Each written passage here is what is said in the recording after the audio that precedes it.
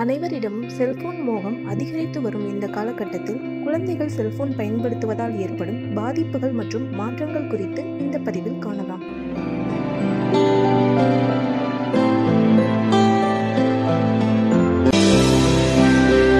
குழந்தைகள் அதிக நேரம் செல்போன் பயன்படுத்துவதால் உடல் மற்றும் மனநல பாதிப்பு உருவாகி வருகிறது என்று ஆய்வுகள் தெரிவிக்கின்றன.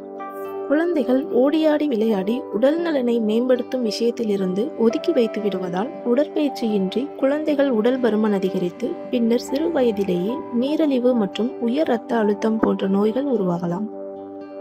செல்போனில் மூழ்கி கிடக்கும் குழந்தைகளுக்கு தூக்கம் கெட்டு அவர்கள் பகல் நேரத்தில் கூட ஒருவித தூக்க கலக்கத்திலேயே இருக்கும் உணர்வுடன் காணப்படுகிறார்கள். நீண்ட கால தூக்கமின்மை, குழப்ப மனப்பான்மை, பதற்றம், எந்த வேலையும் செய்ய முடியாத சோர்வு போன்ற பாதிப்புகளை இது ஏற்படுத்துகிறது.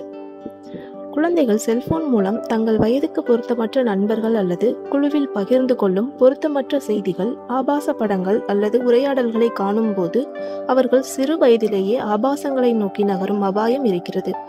இது உளவியல் ரீதியான பாதிப்புகளை ஏற்படுத்தி நடத்தை மாற்றங்களை ஏற்படுத்த வாய்ப்பிருப்பதாகவும் கூறுகிறார்கள். இது தவிர தொடர்ந்து செல்போன் பயன்படுத்துவதால் கைவிரல் எலும்பு, கழுத்து எலும்பு தேய்மானம், கண்களில் வறட்சி மற்றும் பார்வை திறன் குறைதல் உள்ளிட்ட பிரச்சனைகள் ஏற்படலாம் என்றும் கூறப்படுகிறது. செல்போன்களை நீண்ட நேரம் பயன்படுத்தி இரவில் தாமதமாக உறங்க செல்பவர்களுக்கு நோய் எதிர்ப்பு திறன் குறைவு, சமநிலையற்ற ஹார்மோன் சுரப்பு, கவனக்குறைபாடு, ஞாபக மறதி ஆகியவும் ஏற்பட வாய்ப்புள்ளதாக இங்கிலாந்து ஸ்டான்போர்ட் பல்கலைக்கழக ஆய்வில் கண்டறியப்பட்டுள்ளது. இங்கிலாந்தில் உள்ள 74,000 பேரிடம் இதற்கான ஆய்வு நடத்தப்பட்டிருப்பது குறிப்பிடத்தக்கது.